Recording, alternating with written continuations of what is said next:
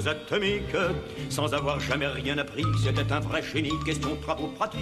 Ici, c'est Il Serge s'enfermait Reggiani qui toute la vous dit, journée. vous pouvez le croire. Thomas Hervé, donc, est allé avec sa nombreuse famille, 4 enfants, 12 petits-enfants, pour aller voir quoi? Une exposition extrêmement familiale où on peut jouer, ça c'est bien. Ou même on on doit joue à jouer. quoi, au fond? Alors ça s'appelle Exploradome en fait. L'Exploradome, il a déménagé. Avant il était au jardin de l'acclimatation à Paris et maintenant il est à Vitry-sur-Seine. Encore plus d'espace. Et en fait l'Exploradome c'est très simple. Eh ben vous allez pouvoir expérimenter la science. Et expérimenter la science c'est très important. Parce que si je viens au tableau noir et avec des équations, avec de la théorie, je vous remplis la cervelle, ça marchera pas. Et encore?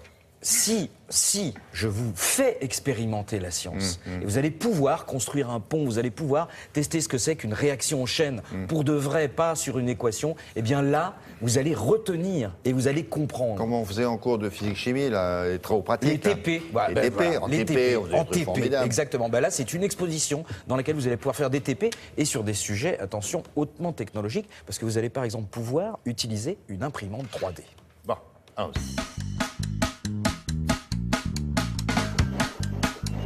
On démarre tout de suite avec l'imprimante 3D. Là, vous avez une maison qui est en train d'être imprimée. Regardez, vous avez vu le fil là? C'est ça qui permet d'imprimer la maison. On dit, ouais, c'est gentil, mais c'est un peu petit. Eh ben, les Chinois, l'an dernier, ils en ont imprimé 10 comme ça, de 200 mètres carrés en 24 heures. Bon, alors attention, l'imprimante, elle fait pas la même taille. Bah non, c'est 30 mètres de long, 10 mètres de large, 6 mètres de haut. Voilà. Mais sinon, c'est le même principe. Bah ça, c'est un petit peu votre maison qui est en train de s'imprimer. Bon, elle est bleue.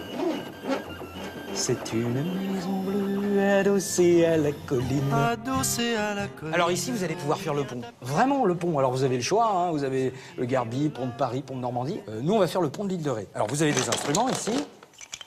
Si vous n'y arrivez pas, vous trichez. Et là, on va vous indiquer exactement le schéma pour construire votre petit pont. Et voilà, il n'y a plus qu'à partir en vacances.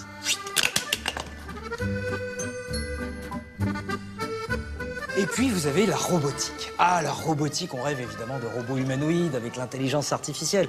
Sauf que non. Regardez, prenez celui-là, vous mettez un petit stylo comme ça au centre et vous lui faites dessiner des trucs. Alors, regardez. Avance. Ici, on fait avancer à droite. Hop, tourne à droite. Voilà, c'est très bien. Tourne à gauche.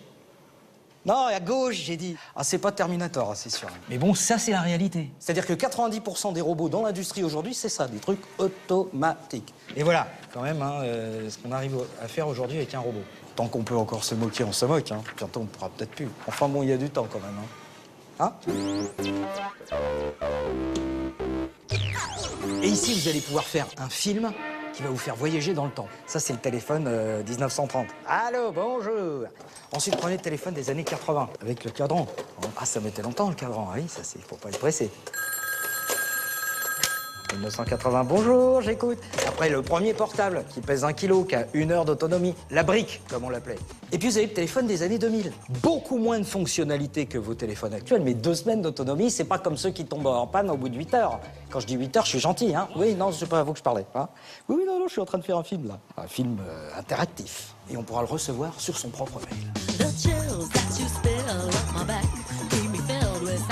Et pour terminer, on enchaîne avec la réaction en chaîne. Alors ici, vous allez pouvoir prendre plein de petits bazars que vous allez pouvoir coller sur cette petite plaque et faire votre propre réaction en chaîne. Alors le principe de la réaction en chaîne, c'est la conservation de l'énergie. C'est pour ça qu'on arrive à faire tomber 4 millions de dominos. Ça passe dans des tas de trucs. Attention, on a mis des heures à faire ça. Et hop, regardez, poum, le sucre dans le café. Et voilà. Et là, je lui dis, ça c'est de la réaction en chaîne du matin. Tiens, d'ailleurs, c'est le patron qui appelle. Oui, j'arrive tout de suite. C'est bien. On a suffisamment de temps pour jouer à tout ça, oui. Et regardez, vous pouvez repartir avec votre petit... En 3D. Exactement, Ah, bien c'est sûr. bien ça, vous l'avez fait? Oui, regardez, ça c'est le logo de l'émission qui nous a où il est gentiment, il est là-bas, voilà, nous a fait avec sa petite imprimante 3D. Donc en plus, vous pouvez repartir avec tout ça. Donc là, vraiment, il faut y aller, c'est l'Exploradome, c'est à Vitry-sur-Seine, il y a une équipe sympathique, C'est bien ça. Vous aurez dynamique, dû- Alors, ils sont jeunes. Vous pouvez y retourner, s'il vous plaît? Ah bah oui. Vous le faites en rouge, de façon à ce qu'on est comme les GIs américains, on met ça autour du cou.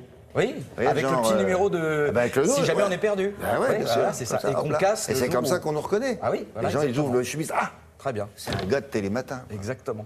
Merci beaucoup. Avec Anissa, on va s'intéresser maintenant